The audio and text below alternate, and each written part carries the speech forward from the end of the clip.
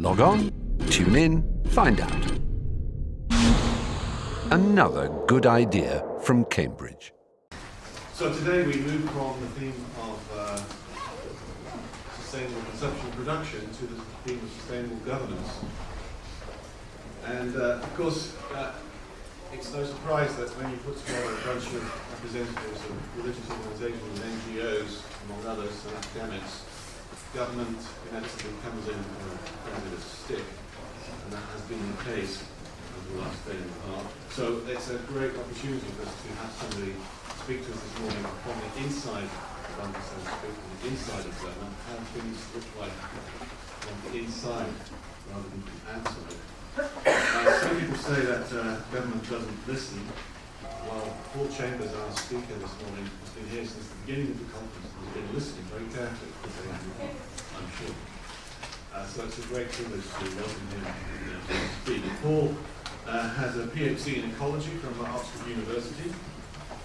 He joined the UK government's Environment Department in 1997, and since then, as his bio says, that you have in your package, worked on a very wide range of environmental and sustainability issues, including particular international issues. He's going to speak to us for 45 minutes or so, and we'll have a period of Q&A.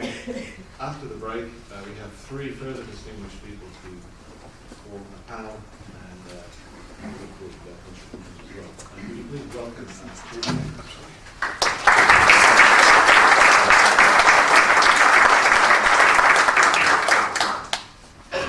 Thank you for that welcome.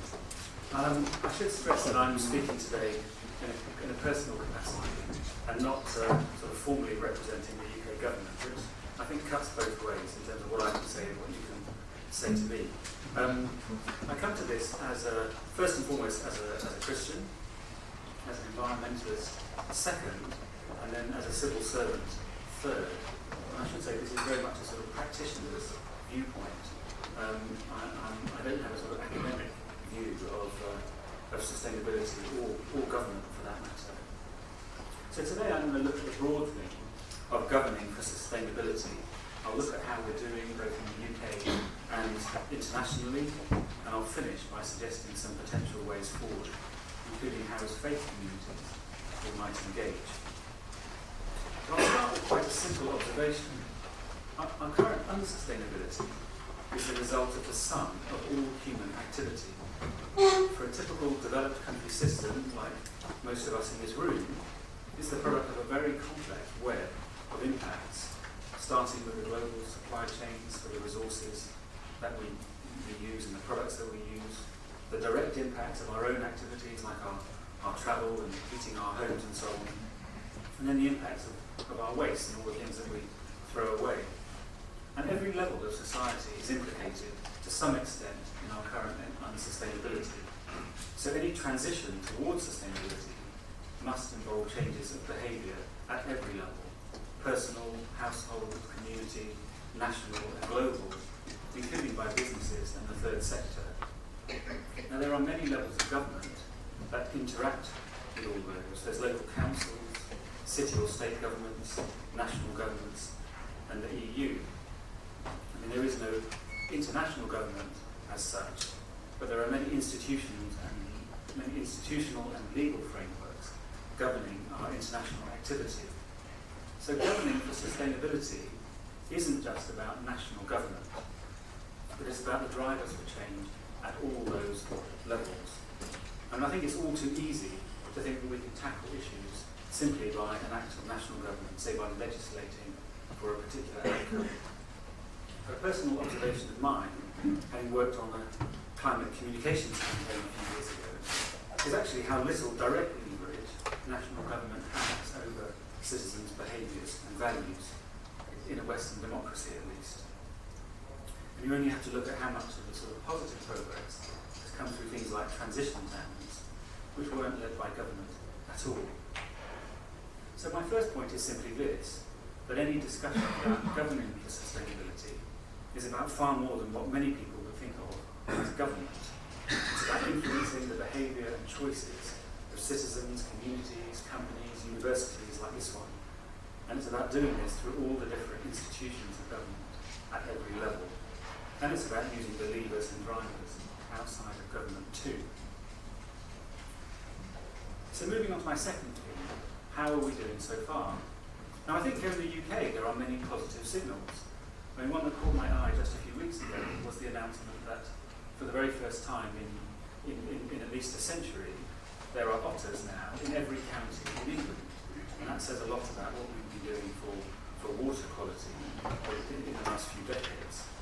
The occurrence of acid rain has been declining right across Western Europe with the introduction of tough emission limits for sulfur dioxide and other acid gases. We've removed lead from petrol. We're reducing particulate emissions by introducing better engine technology. Although as a cyclist in London, I'm all too aware that London regularly breaches the EU limits on particles in the air. Recycling rates are rising. They hit 40% this year, which is a huge improvement on, say, 10 years ago. And there's much higher awareness for things like sustainable fisheries and timber, with some major retail chains taking really quite progressive positions. Now I know that that is a very selective group of examples, but they do demonstrate that for many issues we have mobilised both the will and the means to act. But I think it's instructive, just as an aside, to see how often those examples come from instances where one of two conditions apply.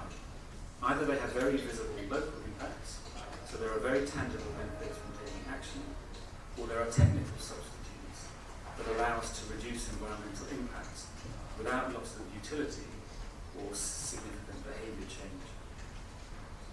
And looking globally, there is also some good news. It's now over 20 years since the Montreal Protocol on ozone-depleting substances came into effect. And scientists reported earlier this year the first signs that the Antarctic ozone hole is beginning to repair. I mean, they've been able to track the emissions of gases for many years, but for this year, for the very first time, they've seen the improvement in the ozone layer itself.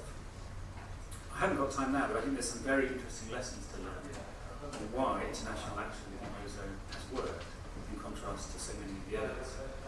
But we've taken action to limit the use of chemicals like DDT and PCB, sorry, there's lots of abbreviations there. Some of the other worst, persistent organic pollutants. And we're already seeing the positive impacts, although the damaging effect will last for many decades from now. But it's also clear that most global environmental trends are going in the wrong direction. And I'm sorry if this is quite a sort of a list, but I mean, overfishing, the vast majority of the world's marine and freshwater fisheries are being overfished. We're destroying critical ecosystems, including forests, wetlands, and coral reefs. We're losing biodiversity at an alarming rate. We've disrupted nitrogen and phosphorus cycles globally. There's rising local air pollution in many countries. And greenhouse gases are rising with no sign of slowing down. We work very closely with the International Energy Agency, and they are increasingly warning that 2 degrees is now looking unattainable, and that every year of delay before we start a really aggressive clean energy transition adds another $500 billion to the global bill, because we have to reduce emissions more steeply in future decades. We're losing billions of tons of topsoil every year from erosion, and the salinisation of arable land is an increasing problem in many countries. And we see overconsumption of fresh water from rivers and aquifers and widespread water pollution. And I could go on. I mean, there are some very, very sobering figures in the WWF Living Planet report that others have already mentioned during this conference. I mean, over my lifetime, since the late 60s, without giving my age away, the global demand for natural resources has doubled. Our overall environmental footprint has doubled. We exceeded the planetary capacity in the 1970s, when I was about 10, and ever since then we've been sort of going into overdraft, and we now consume something like 50% more than the planetary capacity. Now I know there are some concerns about those footprint figures, but I don't think there is any doubt that all of the major trends are going in the wrong direction. So personally, I think it's hard to avoid thinking that we are witnessing a slow motion catastrophe as we systematically erode our planet's life support transport systems. So the conclusion of my second point is that while I think there are many positive signs at a local level, on a global scale, our performance to date is pretty woeful. But it's not that there hasn't been any efforts. In fact, there's no shortage of international activity, with numerous political statements, treaties, conventions covering biodiversity, desertification, fish stocks, and so on. But with only a few exceptions, there is very little to suggest that we're doing the right things to put us on a more sustainable path. But before I start to consider how we might respond, I want to take a more detailed look at UK policy on climate change. Now, whenever I travel abroad, and I get a very split message. When I'm in the UK, I typically get a lot of criticism for all the things that we're not doing. Whenever I go abroad, people are always saying, we're really envious of the UK's track record on climate change and the leadership and sort of political space you have to act. And it's true that we do have one of the most comprehensive frameworks for climate policy. And it's not perfect, of course, but our track record does have some useful pointers to what works. Now, efforts to shift away from fossil fuels here in the UK date back several decades, but to begin with, they weren't driven by concern about climate change. It was high energy prices in the 70s that began to drive energy efficiency. I think it was a combination of military and technological objectives that really drove our atomic program that led to decades of support for nuclear energy. And it was economic and industrial policy that led to the shift away from coal use that really began the decline in our emissions in the 1980s.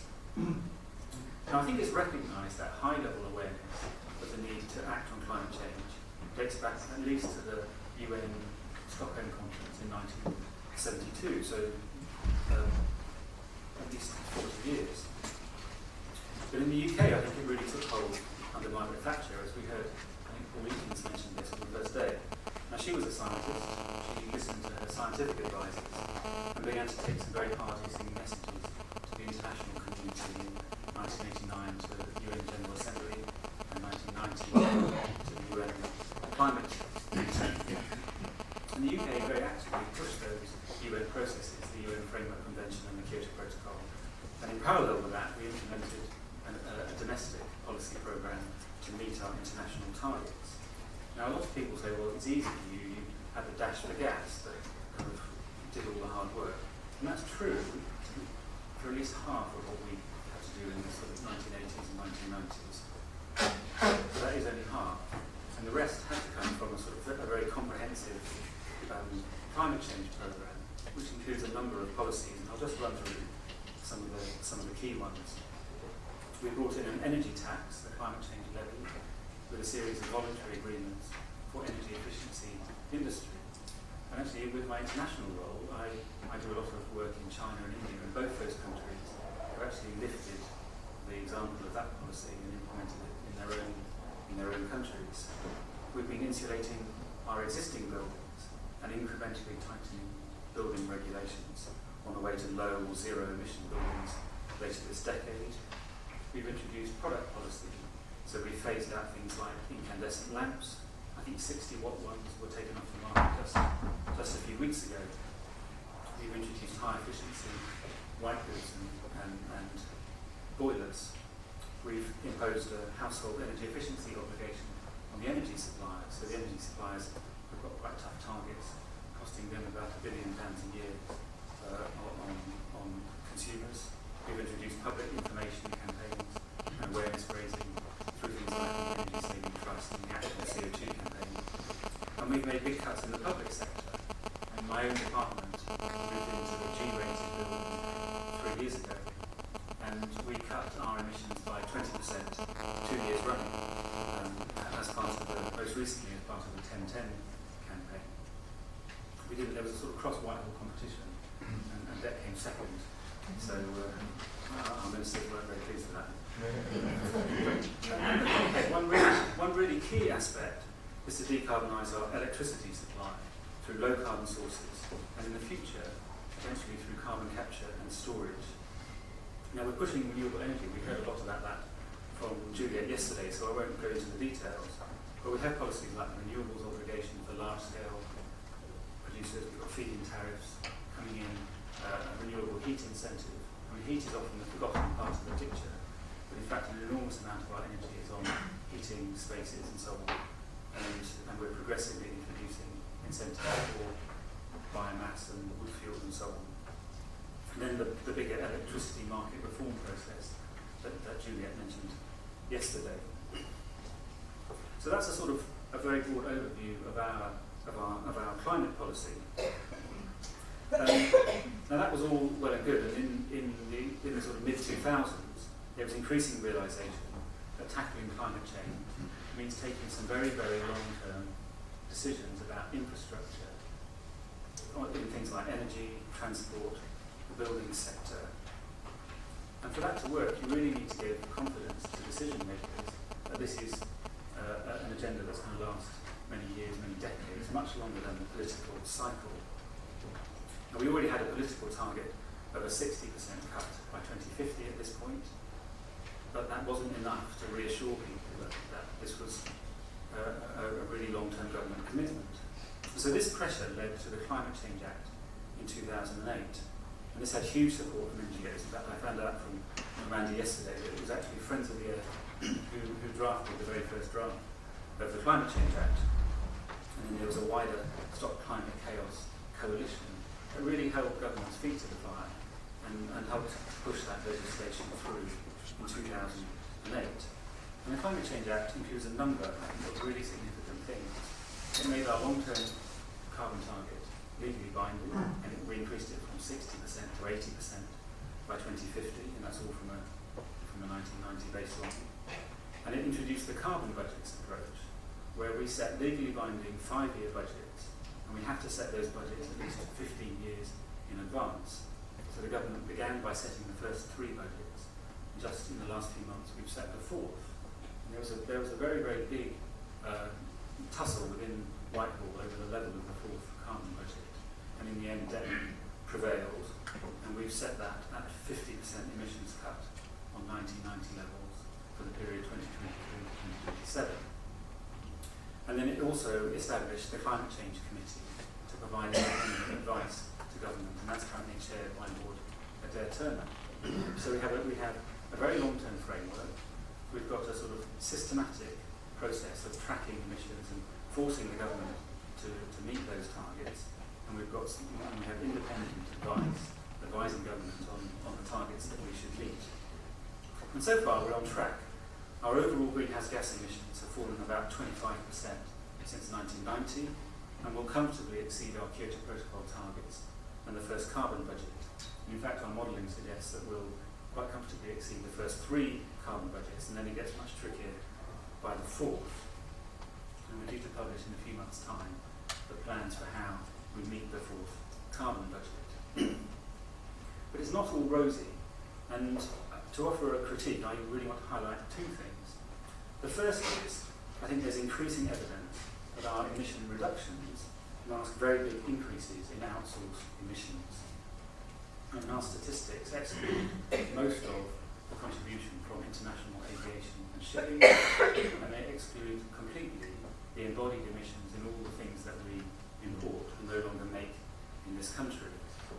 So this does raise very important questions about whether we have genuinely tackled issues or simply exported the problem. And secondly, I don't think we have really faced up to the tough decisions that will require really systematic change, particularly to our buildings, our transport and our energy system. What we've done is basically to do some relatively low-cost fuel switching. We've cut non-CO2 emissions from industry, and we've squeezed out some of the most obvious waste and inefficiency. And those are all relatively doable and politically not too tricky, but to go beyond that, we get into much, much tougher territory that is either more invasive, impacts on our personal behaviours, or more expensive, or even both. And I think particularly as we head into the 4th carbon budget, that's the area that we're getting into, and it will be a much, much tougher battle to push through the policies that we need to achieve those. So just to conclude this section, while I think there's a lot to admire about what we are doing in the UK, we have a strong track record of action which is rooted in good scientific evidence and a genuinely cross-party consensus, at least on the overall direction of travel, if not the details of how we get there.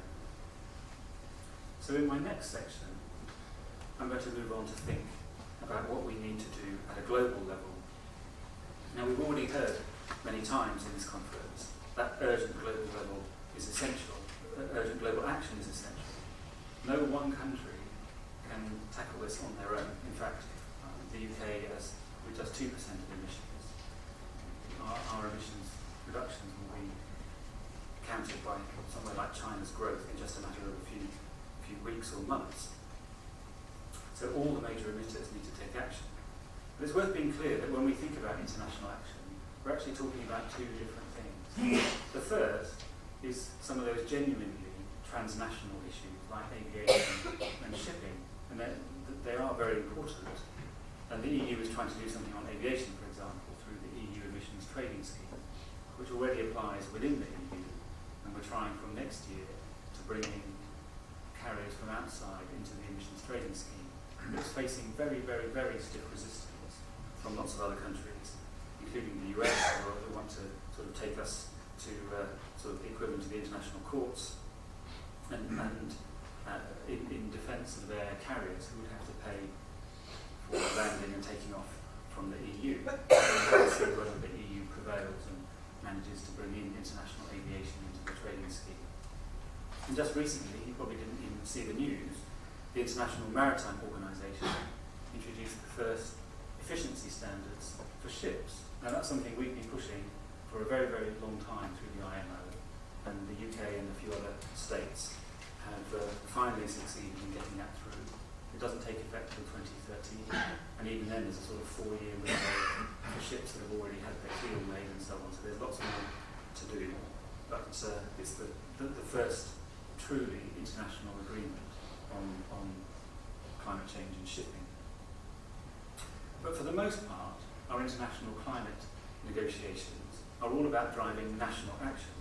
Now, if you're in the thick of the negotiations, it's sometimes easy to think that the Kyoto Protocol or the global deal that will be being discussed in Durban of themselves will make a difference. But we shouldn't forget that the only purpose of those treaties is actually to drive national action back on the ground in each country. And there are two reasons why we need an international framework. And the first is to help developing countries who might not otherwise have the capacity or the means to act on their own without support.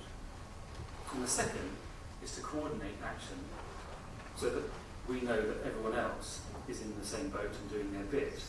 Now, although there's a lot that we can do, that are sort of win-win policies that make sense in terms of the immediate benefits, pretty soon we're all going to have to be taking tough, quite costly action. And we all need to know that others are sharing the same costs. So there is a huge focus in the international forum on things like monitoring, reporting, and verification. And these are among the most contentious points of the negotiations, as well as the sort of the targets themselves. But the alternative is that we are all trapped by the tragedy of the commons. So I think there's no getting away from the central importance of the UN-led international process, and the UK government and the EU are fully committed to that and will be pushing in Durban for further progress. But we do need to move away from the expectations that any one conference will solve everything. I think there were very unrealistic expectations at Copenhagen, which we could never live up to. And this year we're in a very difficult phase at the moment, with inaction in the US due to their domestic political situation, which holds back both what they can deliver at home and what they can offer internationally. And that in turn leads to a lack of pressure on China. Now, if you take the two biggest emitters out of the picture, then it's very, very difficult to get anyone else to sign up to ambitious action. And certainly Europe, or the developing country group, which is rather confusingly called the Group of 77, well, I think it's got about 132 countries in it. And neither of them can drive things forward without action by the US or by China. Now, the biggest issue coming up this year, as I'm sure you will know if you follow these things, is the future of the Kyoto Protocol, which ends in 2012. But I don't at the moment see any easy answer in that one, since the US and Japan and several other countries have absolutely said they will not sign up to a second commitment period. And developing countries have said they will walk away from anything that doesn't include the second commitment period of the Kyoto Protocol. Some of my team are off to Panama next week for the next round of negotiations, and that's going to be the last session before Durban. So watch this space. Now, to see action in other countries, we need to see a shift in their domestic political conditions for them to realise that acting on low carbon development doesn't mean committing economic suicide. And this is now a major emphasis for UK diplomats in our Foreign Office. So they're putting climate change and energy up there with the sort of much more traditional foreign policy issues like trade and security. But while we slowly put together the pieces of an international framework, it's crucial that we just get on with the task of supporting practical action in developing countries. And the UK has committed £2.9 billion towards an international climate fund to do that over the next 4 years. And that's part of our contribution towards a global fund of around $30 billion. Our funding will go towards three main areas. The first and biggest is on adaptation, and that's helping developing countries to adapt to the climate change that is already happening and will increasingly happen inevitably. And the second is on climate mitigation in the forestry sector, and the third is on climate mitigation through low carbon energy, and that's the focus of a lot of what I spend my time working on. But it's also clear that we also need a technology revolution. Around 2/3 of global greenhouse gases come from energy use, and most of this is determined by our energy infrastructure, both on the supply side and on the demand side. So the way that we use our energy, the way that we transport it and then use it, especially in things like the power sector, in industry, in buildings and transport, and they're all locked into decades whenever we build new infrastructure. Just to illustrate the size of this challenge, China is building a new mid-sized power station every week and has said that's what they need to do for the next 20 years. They've also said they want to build something like 45 new airports over the next 5 years. Now, I don't believe that they will abandon those assets before the end of their useful life. So each one of those investments sets the path for another few decades of a high carbon economy. Low carbon energy, and particularly low carbon electricity on the other hand, can reduce the emissions footprint of a very wide range of activities right across the economy, including transport, buildings, products, and it can do this in a way that's very painless for end users. So it's one of those examples of technical substitution that I mentioned earlier. I think we need nothing less than a new energy revolution with concerted efforts to raise both public and private spending on research and development on energy, including energy efficiency, carbon capture and storage, and some enabling technologies like smart grids, electricity storage, and long-distance electricity networks. As we discussed yesterday, the potential role of nuclear power in that mix is controversial and has become even more so after Fukushima. The UK government's position is that we still think that nuclear energy should play a role, and I'm aware that several prominent environmental commentators like George Monbiot, that we heard yesterday, and Mark Linus are now saying that nuclear power is the least worst option. But I'm sure we can have a debate about that later on. I thought I'd also say a few words about peak oil, which has already happened in 2006 according to the IEA, although they didn't, the International Energy Agency, although they didn't actually publish that until 2010. A few years ago, I rather naively thought peak oil might be the sort of wake-up call that the economy needed.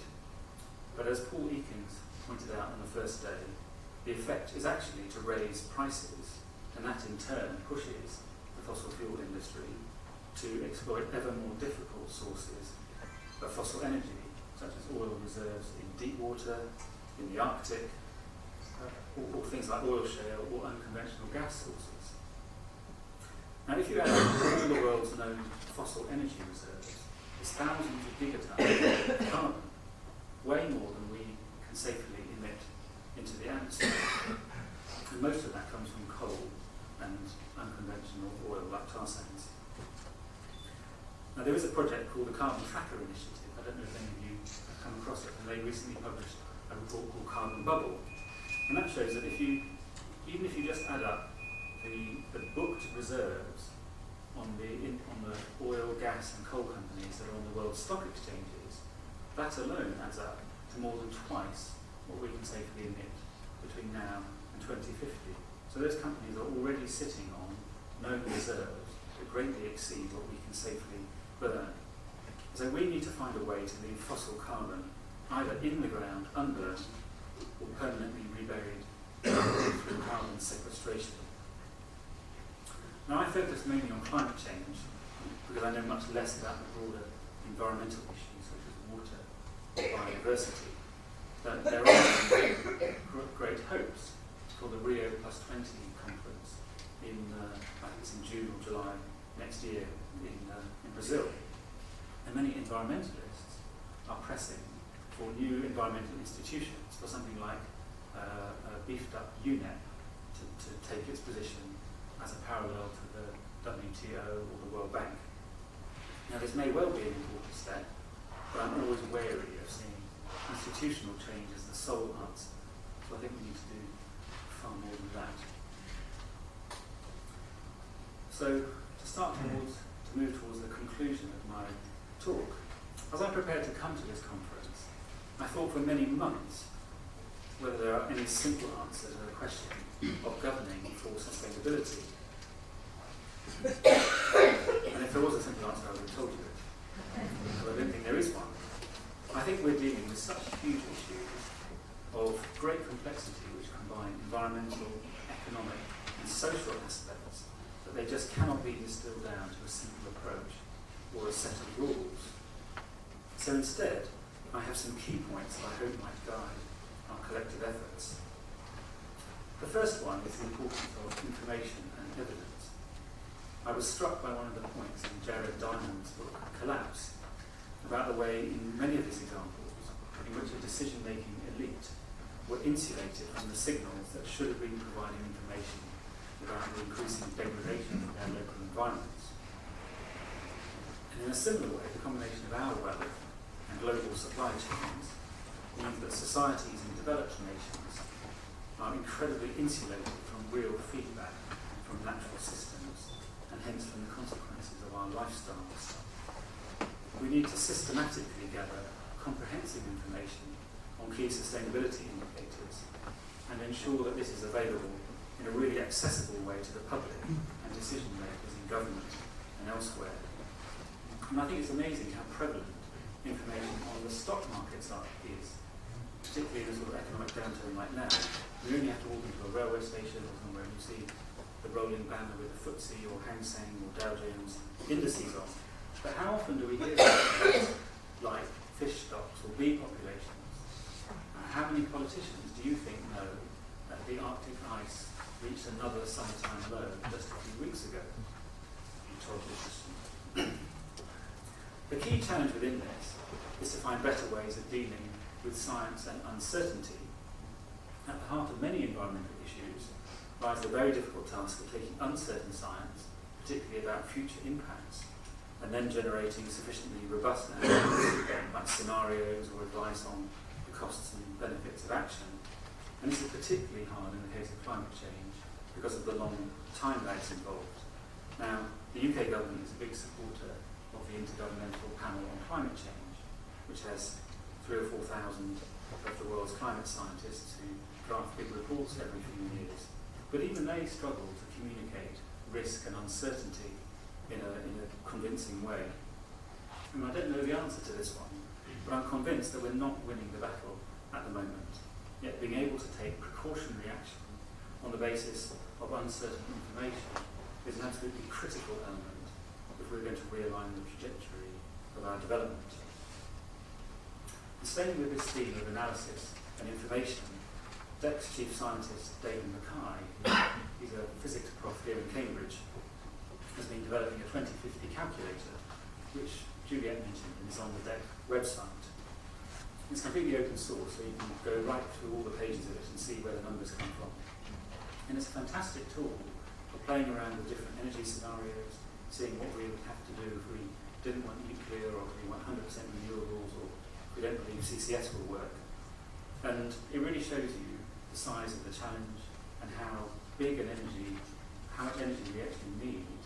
And if we want to do that all from renewables, for example, it will take vast areas of biomass or wind turbines or solar panels.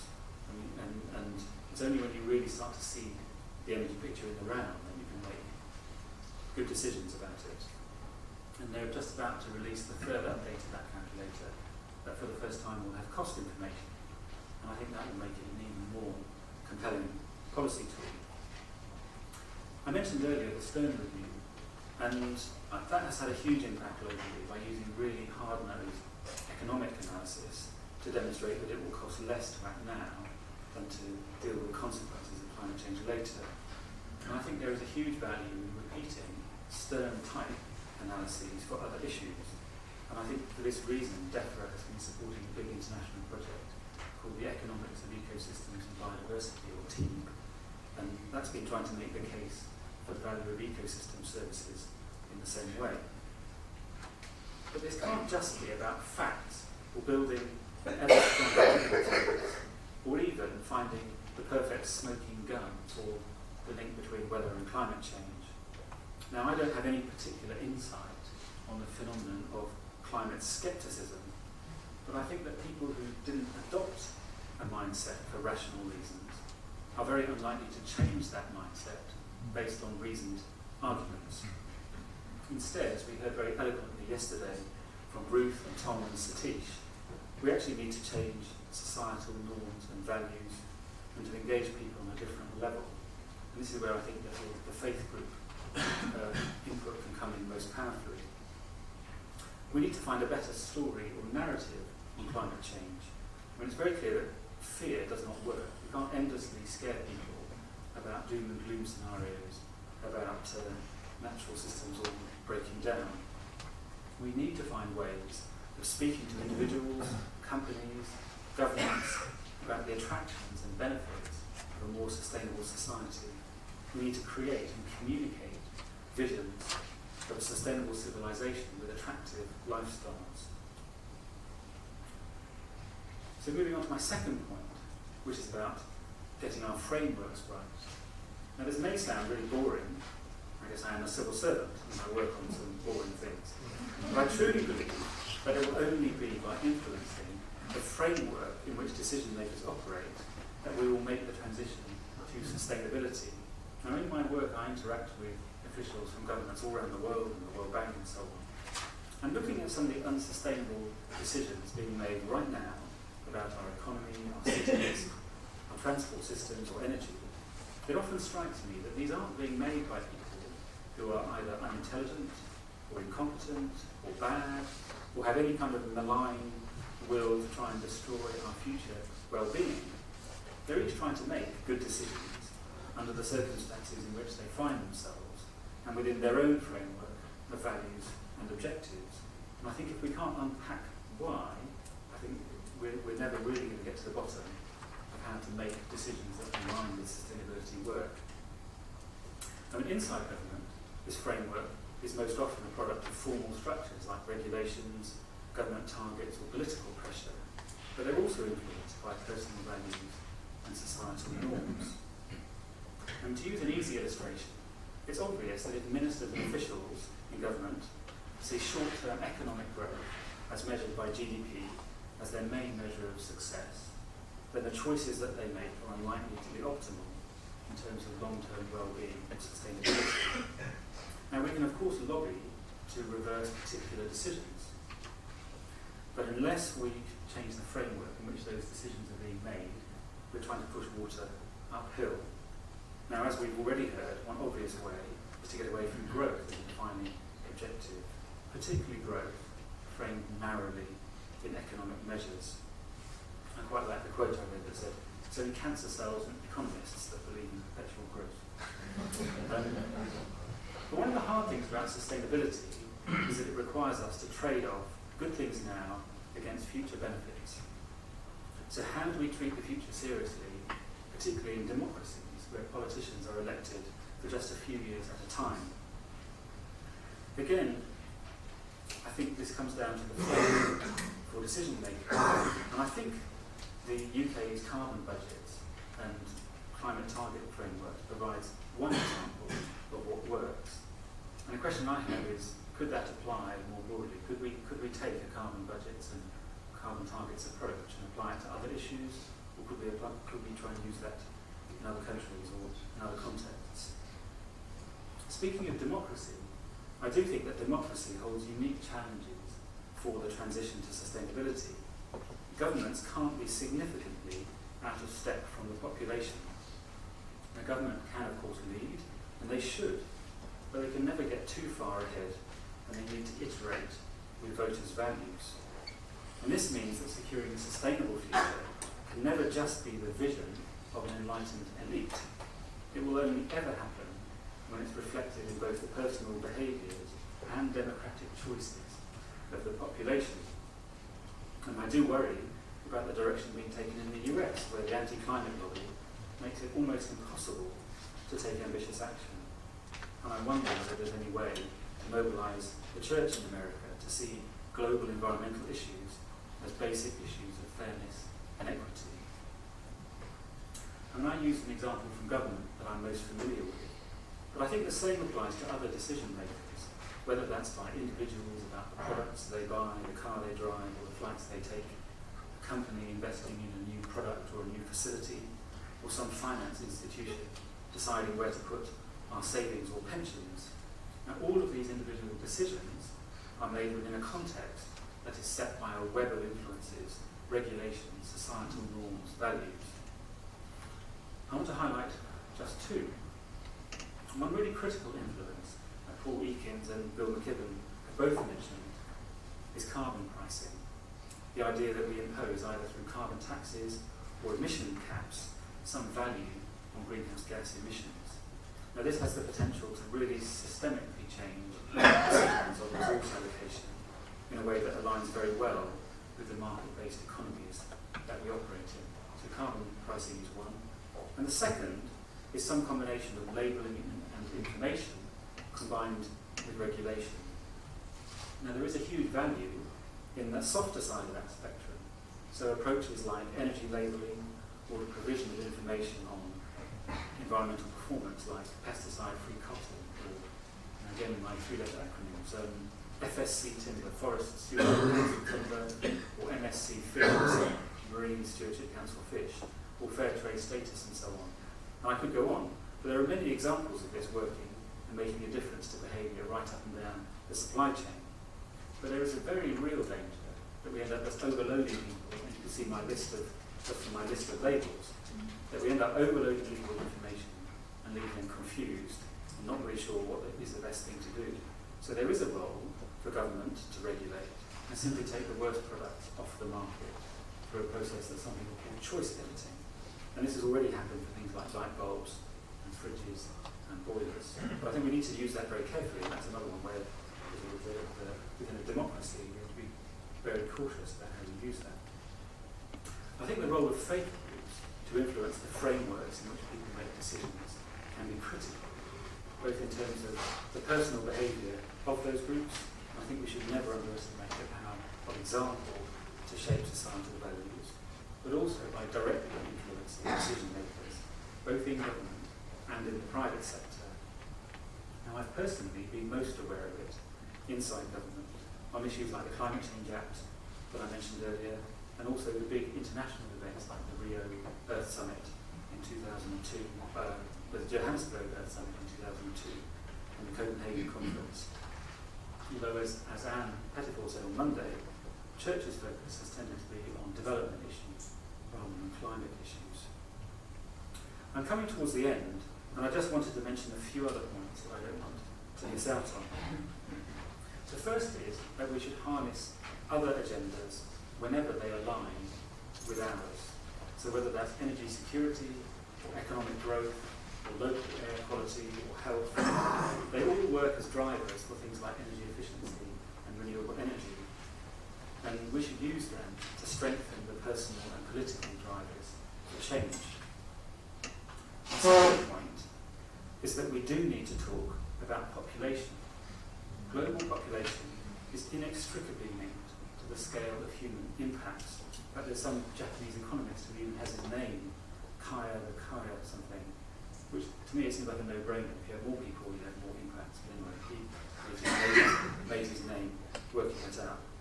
It seems almost self-evidently clear that the more people there are on the planet, the harder it will be to manage down our emissions and deal with the resource crunches that lie ahead.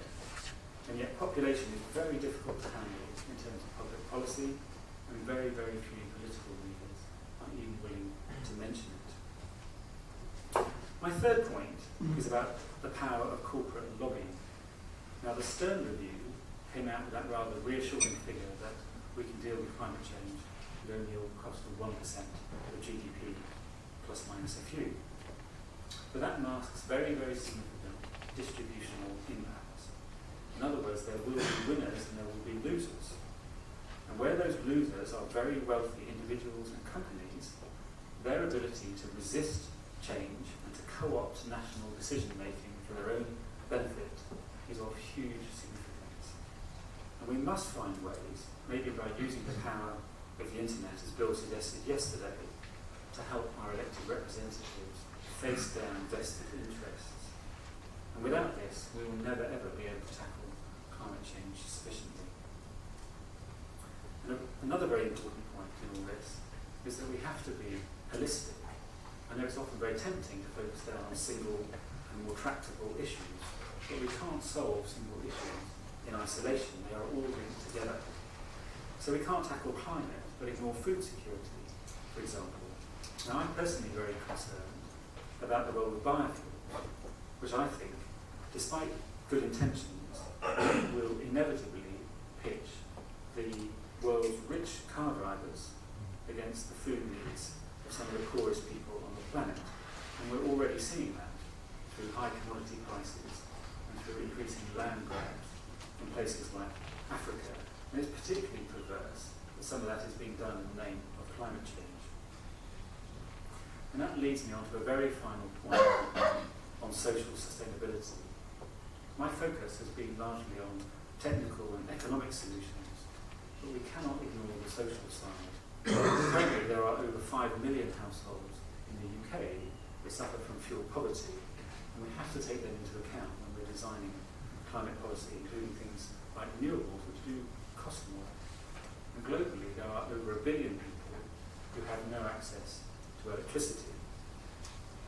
So we must try and solve the environmental issues around energy, land use, fisheries and biodiversity, while also addressing the needs of the poor. In fact, I would go further and say we cannot do it without addressing the needs of the poor, otherwise we will create unsustainable solutions. Now, as the financial crises in 2008 and 2011 demonstrated, any economy that lives beyond its means is not sustainable, and eventually, despite any number of fancy hedges and derivatives, the chickens do come home to roost. Now, this is equally true for our environment. Ultimately, we will be forced to live within natural limits. And this will either be on our terms, and I do believe that there is still time for this, or we will hit environmental limits on nature's terms, in which case we're in for a very rough ride. Thank you.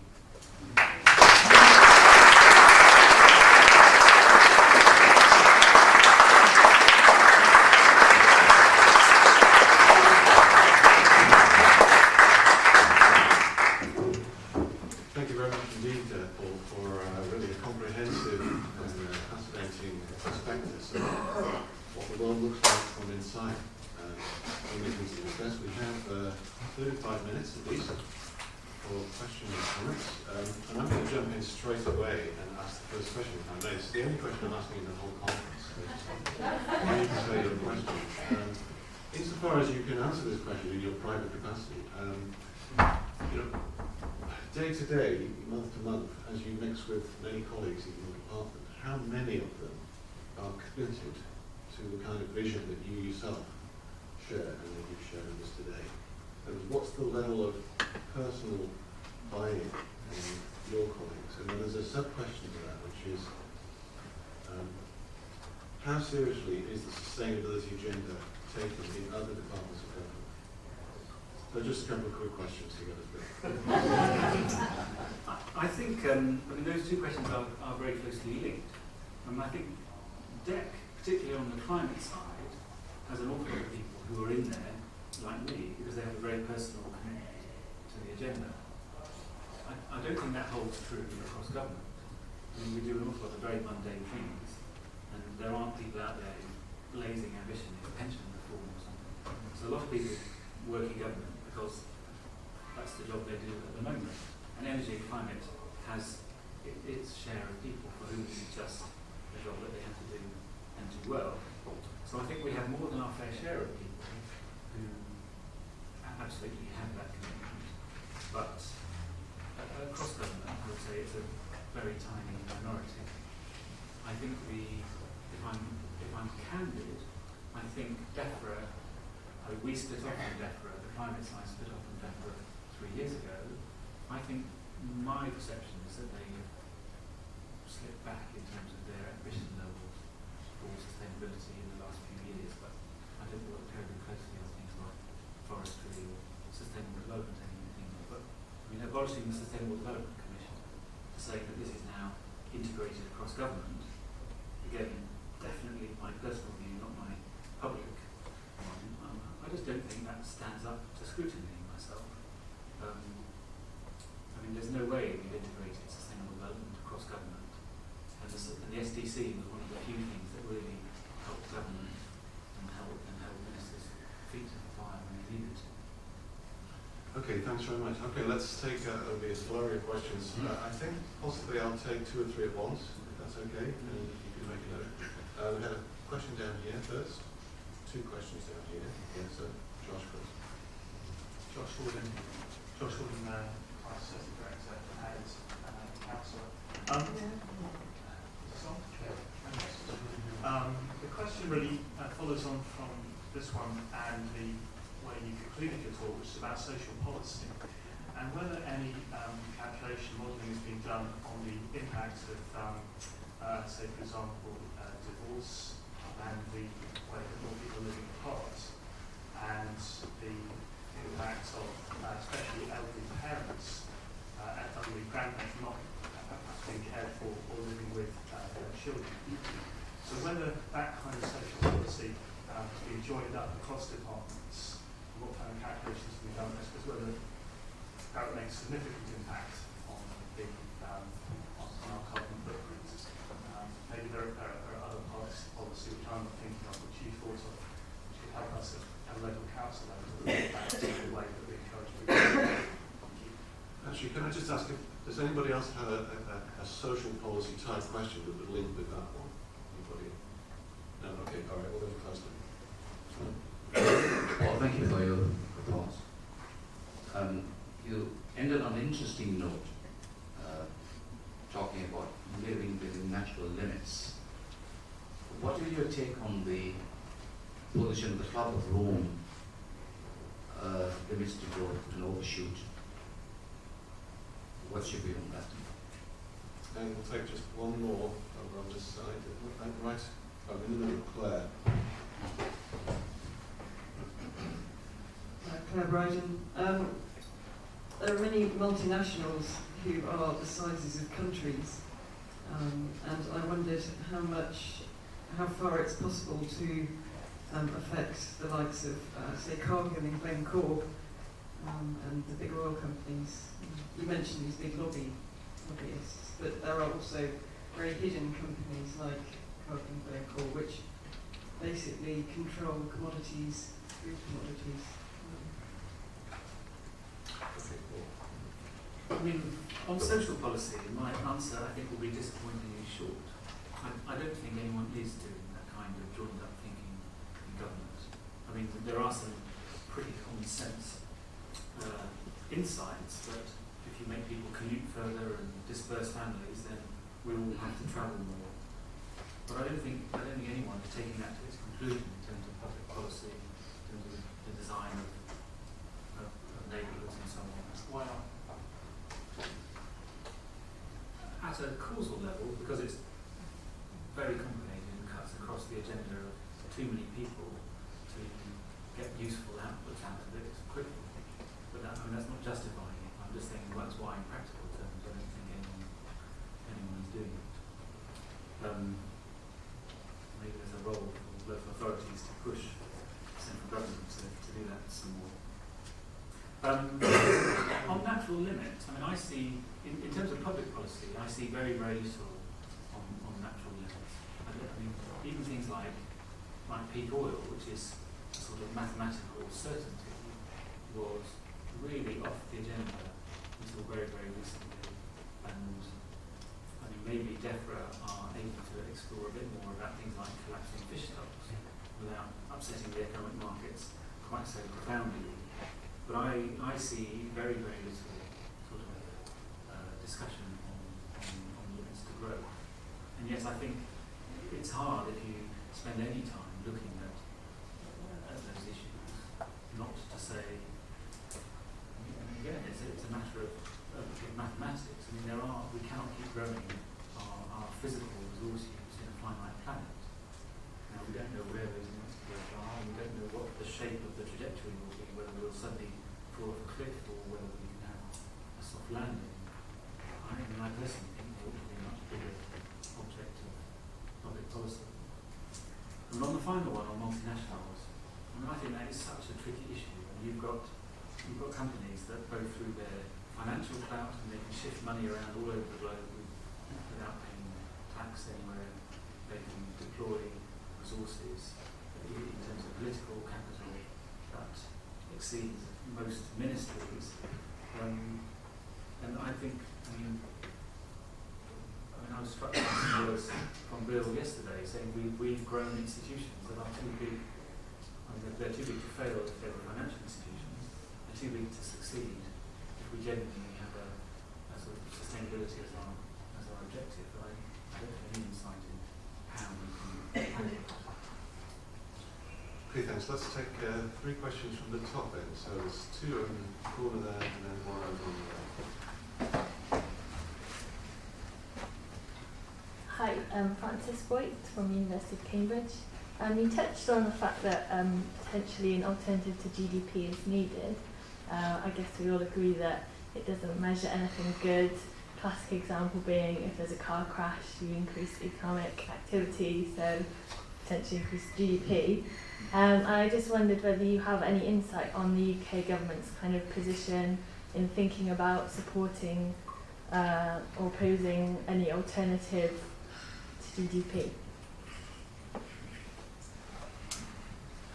My question is to follow up your very interesting suggestion about having something in railway stations which captures some statistic which we can be as familiar with as we are with the FTSE 100 index.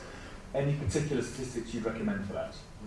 We could do it across our reception network, for example, where we display our own energy performance in our buildings daily, but what could we do on a more global basis, please? Yes, right at the top there. Ian Barnes from Melbourne, Australia. Paul, thank you for that talk. I really enjoyed listening to it. Also, like the point you made about getting frameworks right, there is a strongly rehearsed argument that the framework which the current governance is located, which is that of neoliberalism, which relates back to Thatcher and Reagan, has made it much more difficult for nations and globally to govern for sustainability. Not only because of the way in which deregulation and outsourcing and PFIs and so on, in a sense, the role of government is to facilitate market processes, but also the pervasive way it's affected society, in the sense that we now think of civil society as a collection of basically consumers rather than as a commonwealth of citizens. And that shows up in the acceptance of high levels of inequality. It shows up in the way we rethink higher education. So the kind of comments made about democracy are in part due to that kind of pervasive effect of the marketisation of society. It seems to me that part of the challenge for governing for sustainability is to recover something of what preceded this current paradigm.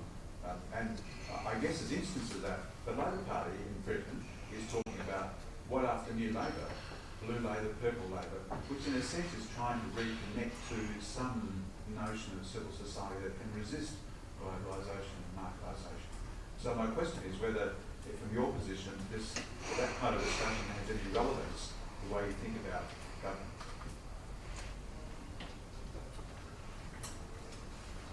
Okay, the alternatives to GDP, I mean, I don't work closely enough on it to know what might work. I mean, I'm aware that Paul Eakins talked about this on the first night, and there are things like the government's statistics on happiness and kind of welfare indices. And I remember working on those best part of 10 years ago. We had to come up with lists to do with birdsong and butterflies and things like this. But as Paul said, they more or less disappeared without trace, both in the public and inside government. So I don't have, I don't know what might work as an alternative. I mean, sometimes it's just more it's not necessarily a society-wide indicator, but shorter-term objectives or medium-term objectives for a particular environmental index or something that might mean that we just take longer to a very short run one. But I'd love any insight from around the room if there are any. In terms of statistics, I mean, I haven't yet got through Mark Linus's book on the God species. I mean, he runs through a series of boundary conditions. I mean, essentially kind of building the limits to growth, planetary limits, ideas. And the obvious way to start would be to say, are there any headline indices from those boundary conditions? I mean, some of the really critical ones are things like phosphates and nitrogen. But I have some familiarity with that, but I suspect it would go right over the heads of 99% of the population who just don't know what the nitrogen cycle does for them. I think things like Antarctic or Arctic ice do have more sort of totemic visibility. But I think it would be a trade-off between the sort of the genuine science-driven how do these matter versus a sort of almost a sort of more marketing approach on what's eye-catching and what would work. In terms of the framework, again, that's one of those issues that, for me, in a little sort of silo in government, it just always looks like and feels like that's got to be someone else's job. But I'm sure everyone thinks that. I mean, there aren't that many people who take a really holistic view across how society and governance all fits together. And I think it's an extremely acute point that you made about the increasing fragmentation of society and the implications for governance. I mean, I don't know what the government is thinking about that. Brilliant. There are still two at the top there, at least one. Come down this way. Don't worry, you'll get to of course. Thank you. Mark Schultz from Kiel. First of all, I'd like to say I was impressed with the wisdom of your talk at 3. There was no discussion of reducing consumption, despite this being mandated in Agenda 21.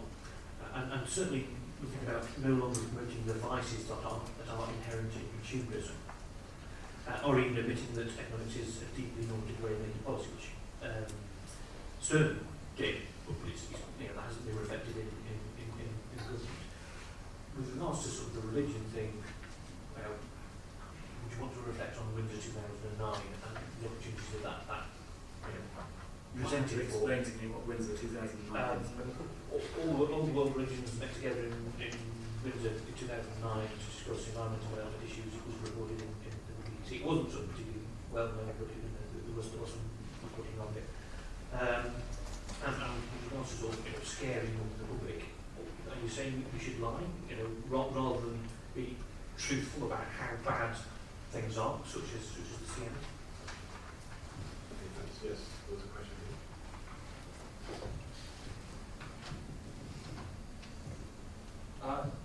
What an interesting presentation. I was particularly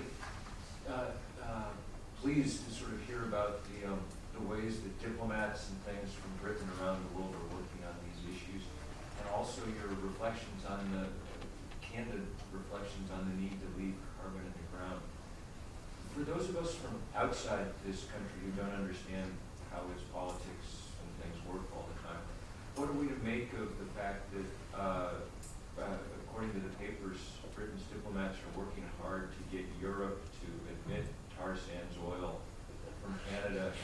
same way. And where is the effective place to try and put pressure on government about that, to try to get it to live up to its own standards on that kind of thing? Okay, that's enough to be going on with the In terms of reducing consumption, I see, I mean, most of that would sit with DEFRA. I mean, DEFRA oversee what is still called the Sustainable Consumption and Production Programme, which doesn't very much tackle consumption, as you have noticed. And I can only assume that is because it is politically too unattractive. Going out with a message saying, consume less, feels like anti-growth. And right now, I mean, we are all across government under huge pressure to come up with policies that stimulate growth. I mean, the economic downturn has really shortened the time horizon of what we do. And anything that kind of says, well, consume less would, I just think, get nowhere at the moment. Now, I'm not saying that's not the right thing to do.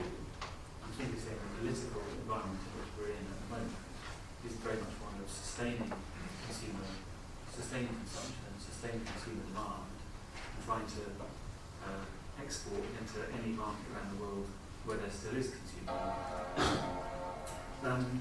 I'm afraid I'm not familiar enough with the 2009 to really be able to comment on that. And on the scary point, I don't think we can possibly lie.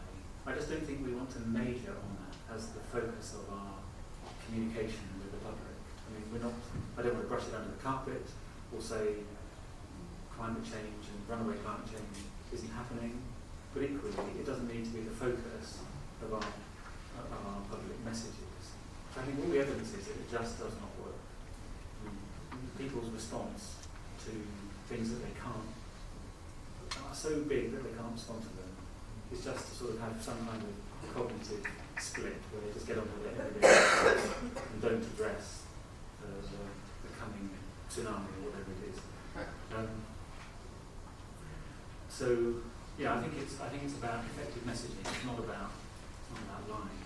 I mean, your point is one that I agonise over privately, watching what the different bits of Whitehall do, and the Canadians have, as you say, worked extremely hard over something called the Fuel Quality Directive, where the European Commission wants to label fossil fuels with their carbon quota. And of course, tar sands will be at the very worst end of the spectrum. And the Canadians are pushing two arguments. One is a legal one around trade and sort of market access. And the second is more a fairness one. Why should they be singled out when other sources of fuel are not? I think they probably have more traction on the latter.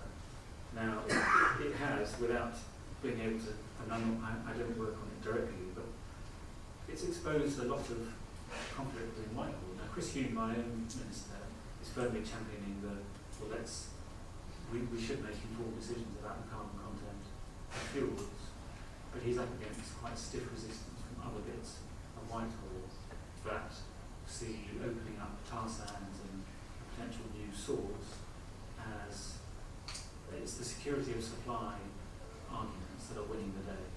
And I think the arguments that the Canadian government is deploying is, well, this is oil from a trustworthy partner, and particularly given the sort of high oil prices at the moment and the sort of desperate attempts to reignite economic growth on both sides of the Atlantic, anything that might send a signal on oil availability and hence reduce prices is welcome at the moment. And I think at the moment the economic argument is trumping the environmental ones.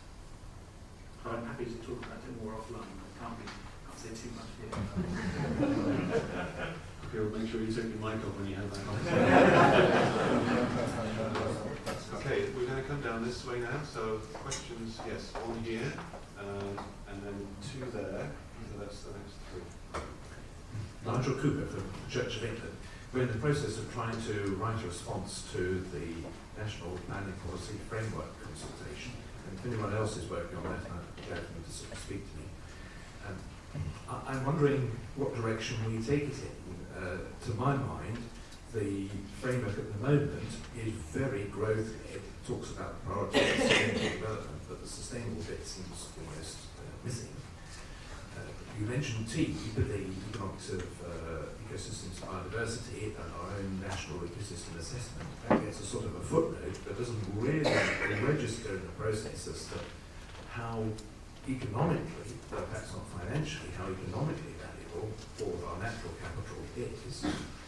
And then at the sort of further end of the sort of spectrum is the National Trust managing to sort of capitalise on people's sense that really this is just too important. Really, they're following Tom Crompton's advice that we had yesterday. And I was wondering whether this is a question you can answer, but what advice you might give to people who are trying to engage with this, this consultation from a sort of national trust angle, making an economic argument, or just going to financial arguments and simply driving it.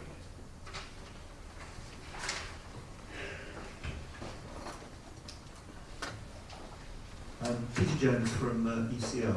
I'd like to thank you very much for a very comprehensive, insightful presentation. 2 points. The first one was, you mentioned about clearly we need to move towards a sustainable society with attractive lifestyles, and I'm just wondering, do you think you have a sense, or government has a sense, or we have a sense of what attractive sustainable lifestyles really look like? And the second point was, I just wonder whether fundamentally government structures are fit for purpose in the sense that sustainability cuts across everything, but we tend to compartmentalise things, not just in terms of delivery, but also in terms of policy making. And I just wonder whether that's fundamentally consistent with this sort of problem. I mean, my own area is transport, and a lot of the demand within transport is not driven within DFT at all. It's driven by education policy or health sector policy or whatever. Jeff Stratford, retired from Lincoln. You yourself and other speakers have highlighted for us the potential perhaps of using carbon pricing, carbon taxes to help with the climate change issue. And you yourself highlighted the need to make sure that that's done fairly, in the sense that you said we've got to make sure that folks who could use their own vested interest to avoid the down effects on that. Now, I'm aware that an all-parliamentary group earlier this year in Parliament received a report about tradable energy quotas. I wonder whether they are on the radar at all.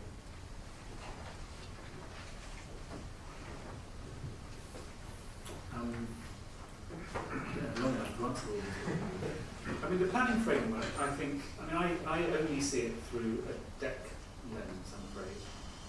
And we have in a difficult position, because there's definitely, as we saw from Juliet Davenport's presentation yesterday, one of DEC's big agendas is around low carbon energy infrastructure.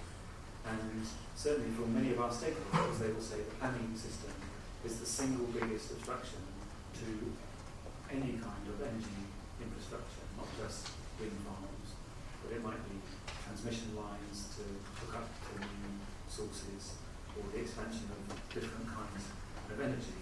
Now, I mean, the planning system at the moment, I think it isn't working for anybody. It's not working for the public interest. It's not working for any kind of public policy good. Having said that, simply tearing it up and saying it's a free-for-all for developers with a presumption of acceptance of policy development proposals, I think is the wrong answer. But you won't be surprised to say I don't know what the answer is in between those two. But one thing is very clear, and you can see this from any of the sort of DEC 2050 energy pathways. I mean, we are going to see profound changes, including visible changes to our energy infrastructure over the next few decades. There's no getting away from that. And if we can't, then even with things like putting transmission lines underground and so on, you can tackle some of the worst of it. But if we can't do some of the things that we need to do, growing bigger areas of bioenergy, new power stations in places where there aren't power stations now, I think it's going to be extremely difficult to hit our carbon targets. In terms of the attractive lifestyles, I mean, a simple answer would be people don't want to change their lifestyles terribly much. And so the things that we can do to substitute products or to make people's electricity low carbon without them even noticing, maybe that's the most attractive options of all. I think, we have tried through various facets of the climate communications campaign to talk about a world where people don't have to get into cars all the time, where they can walk and spend more time at home or in the community, or even things like home working, where you don't have to commute every day. We find it very, very, very difficult to sell that at the moment. So I don't think the government has got it right, but I certainly think it's something that we need to do. The government fit for purpose question, I think it's always tempting to try sort of what they call machinery of government changes. I've basically done more or less the same sorts of jobs since 1997, and I applied to join what was then Department of Environment, and went through DETR, which included environment and transport and climate change. Went through DTLR, then became DEFRA, and then became DEC. And I've not moved jobs once. It's all just been departments changing around. And each time we sort of think, I remember the long battles we used to have between the climate side and the energy side. And simply putting that into one department isn't a panacea. And equally, having climate change and transport in one department didn't instantly sort of open new possibilities for low carbon transport. It just kind of internalised the same arguments. And actually, in terms of the disruption, I would say they take about 2 years before you're back to working the same way you were before. So there's an enormous cost. There's enormous financial cost, and an enormous you just disrupt all these people and all the relationships and links and so on. So I wouldn't do them lightly, but if there was a very compelling case for reshuffling government departments around, it might be worth it. In terms of carbon pricing, I absolutely agree with the point that it has to be done fairly. I actually led a study on, by TEQs, do you mean personal carbon trading, that sort of thing? I led a study on that for DEFRA about 4 years ago, and we published some reports. It was very much being championed by both David and Ed Miliband. But what we found was that, say take a typical household bill of about, say, £1,000 a year, or it was less at the time, and you might, through behavioural means, save something like maybe 10% of your energy bill. And you can get some of that without personal quotas, and you can also make some savings from transport and so on. But the costs are absolutely astronomical. You essentially have to invent a carbon bank account for every single person in the country, and then to track all the transactions, the flights you buy, the energy bills you pay, and so on. And we contracted several people from the sort of financial services side and so on to generate some potential costs of doing this. And the costs massively outweighed the benefits under any sort of realistic scenario of savings in carbon price. So we presented that to ministers, and I haven't heard anything on it ever since. And I'm not saying it doesn't work, but I think the administrative complexity of it means that it has a very, very high hurdle to be accepted as a viable measure. Okay, thanks. We've got time for one more round of questions. There were 3 right down here, so let's perhaps surprise with those. Apologies to others. Roy Tyndall, I want to follow on really from Jonathan's question, but to start with a very brief observation that last year at the Green Investment Bank meeting, I was introduced to the head of climate change at HSBC, who suddenly admitted that he was also an Anglican. A few minutes earlier, I'd been speaking to Lord Green, formerly known as the Reverend Stephen Green, and I learned last week that there are 60 million Christians in China. We're everywhere. and that's not counting the other faiths. Are you aware of other faith groups, and this is what adding to what you asked, Jonathan, are you aware amongst the people who are doing the work of other members of faith groups? And finally, to ask a completely unfair question, which really ought to be to the greater gathering here. This unique meeting we've had of faith and science, how do we translate that into a vehicle for change? Because there are other networks around the world, and if we could do something today to start that moving, we've got a lot of votes. Okay, just to help Paul here, that will be the theme of the next panel, so don't feel too obliged to solve that. Another question. We've been talking about carbon tax and making it fair, and you said that you dismissed the idea of carbon banking account for each person to make it fair over. But how about just making it easier for exempting some of the poorer members of society from the carbon tax? And the other thing was, Bill McKibben was talking about taxing carbon in America. Well, they don't have a tax in America at the moment. We already have a huge tax on carbon. So we have to be a bit more cautious about imposing even further taxes for people who are really getting very hard up at the moment and unable to pay more money to heat their homes. John Lockwood, retired from Leeds. Biofuels. I feel very ambivalent about biofuels, one way or another. I notice our big generators in the area of Europe are going for co-feeding, we're going to call it, burning a mixture of biofuels and coal. I think in the case of Drax, they're handing out contracts to local farmers to start by then growing biofuels. I think the other case is they're importing biofuels.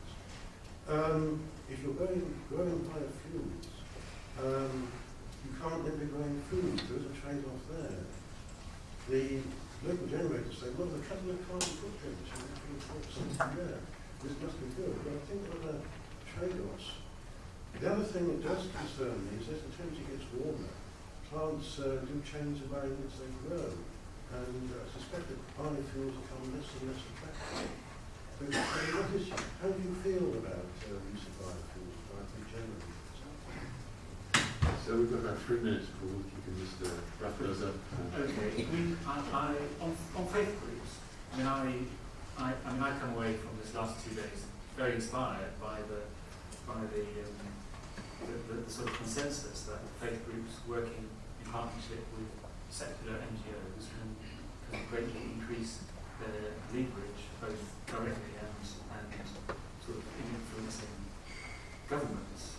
And I am aware of this work. And there's not very many people who would come out and say, because I'm a Christian, I think that our policy position would be this. In fact, I would say I've never heard that in 13 years of working in government. And it's only occasionally through sort of chats in the corridor that you suddenly realise so-and-so also goes to the church next door to me tonight or something like that. And so I really agree, they could be a huge vehicle for change, and I would love to know, maybe from the conclusions of this conference, where they think we can do better. And on carbon taxes, I think you can impose carbon taxes in many different ways, and obviously the higher upstream you impose them, the more they just apply to the population as a whole, or if you target them on particular sectors or industries. And I think that's an issue that governments can and should be able to sort out through good policy means, is to not impose taxes on low-income consumers, or even if they do, to have a package of policies which low-income consumers benefit in other ways. And sometimes you can't shelter them from economy-wide impacts. So the EU emissions trading scheme, for example, sends a carbon pricing law to the whole electricity sector. But what we can do is work with energy suppliers, as we heard yesterday, and it's not easy to do but the government is imposing obligations on energy suppliers to shelter consumers from, or certainly to stop them being charged higher prices, which is often the perverse case at the moment. And biofuels, I think this is a very very, very tricky one. I mean, bioenergy definitely has a potentially very big role globally, and I would certainly not want to sort of throw it out. And biomass for heat, I think, can make a very good contribution. Liquid biofuels, although they're attractive in policy terms because they're one of the few things that gives you options for things like heavy freight and aviation. But liquid biofuels puts you in direct competition with sort of arable land in sunny countries. And whatever we say, we might set up very rigorous European sustainability guidelines, but just by sort of market displacement, you end up pushing the market, increasing the market, say, for solar or for profiles and things. And countries that have weak governments, they might say, well, we'll grow this on marginal land where they're not displacing people. But we know full well that that's not what happens in practice. So I think it's a very, very tricky issue. I mean, one thing that DEC is satisfied with is that even imported biomass, which still ends up net carbon negative. I mean, the cost of shipping, say, cocoa production waste or coconut fibre from Asia to the UK, I mean, that may seem like a very long way, but actually shipping is so efficient in terms of carbon per tonne kilometre that it still is genuinely a low carbon option, putting other sustainability issues aside. So my conclusion is really, I think they have a role, but proceed with caution. Okay, thanks very much. Apologies for this, we didn't get the questions in. I'll try to give some preference to those in the second Q&A. So we now take a half hour. Please do try and promptly for 11 because it's a full session.